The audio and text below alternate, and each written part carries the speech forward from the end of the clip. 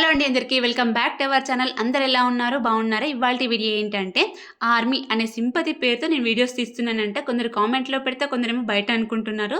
So దాని గురించి అయితే ఇప్పుడు నేను ఖచ్చితంగా మాట్లాడదామని అనుకుంటున్నాను. ఇవాళైతే మనం మష్రూమ్ బిర్యానీ చేస్తూ దాని గురించి అయితే మాట్లాడుకుందాం.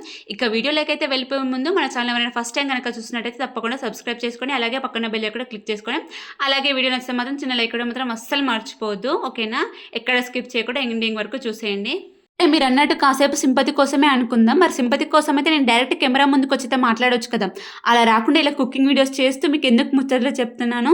సరే సింపతి కోసం అంటే నేను మా బావ చేసే జాబ్ గురించి చెప్తున్నాను, కానీ నేను తెలియని విషయాలు మీ దగ్గరికి వచ్చి మాట్లాడట్లేదు కదా. అలా అనడం ఎంతవరకు కరెక్ట్ అనిపిస్తుందో మీకే తెలియాలి. ఇంకా నేనేం మాట్లాడను. ఇంకొక కామెంట్, ఆర్మీ వైఫ్స్ అందరికీ ఖచ్చితంగా యూట్యూబ్ ఉండాల్సిందని కామెంట్ పెట్టారు. ఈ కామెంట్ చూడగానే భలే కోపం వచ్చింది అసలు.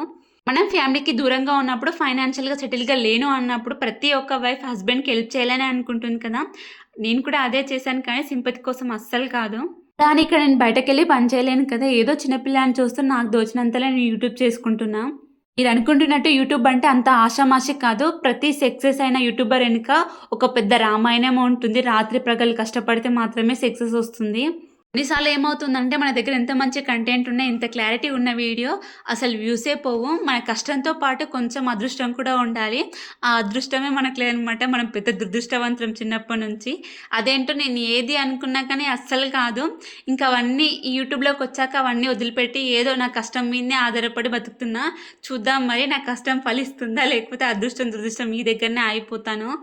అయితే మనుషులు నేర్పించిన దానికన్నా యూట్యూబ్ నాకు చాలా నేర్పించింది. ఏంటి అక్క యూట్యూబ్ నేర్పించడం అనుకుంటున్నారా? ఎవరితోనైనా మాట్లాడడం, మింగిల్ ఇంతకుముందుకైతే నేను ఎవరితో మాట్లాడేదాన్ని కాదు, మింగిల్ అస్సలు అయ్యేదాన్ని కాను. కానీ ఇక యూట్యూబ్ స్టార్ట్ చేశాక కొంచెం నోటిదుల కూడా ఎక్కువైందని ఇప్పుడు అనిపిస్తుంది. ఇప్పుడున్న టాలెంట్ స్కూల్ టైంలో, కాలేజ్ టైంలో అయిపోయింది.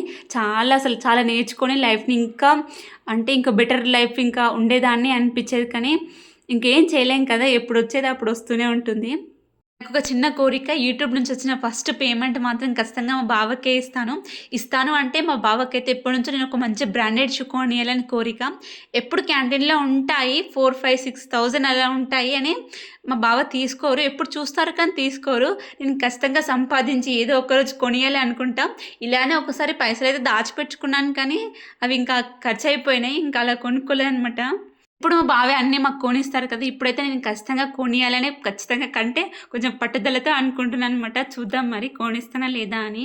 ఇక ఈ వీడియోకి అయితే ఇంతేనండి. ఈ వీడియో మీకు ఎలా అనిపించింది అనేది ఖచ్చితంగా కామెంట్ చేయండి. వీడియో నచ్చితే మాత్రం చిన్న లైక్ ఇవ్వడం మాత్రం అస్సలు మర్చిపోదు. అంతవరకు take care, bye, see you all.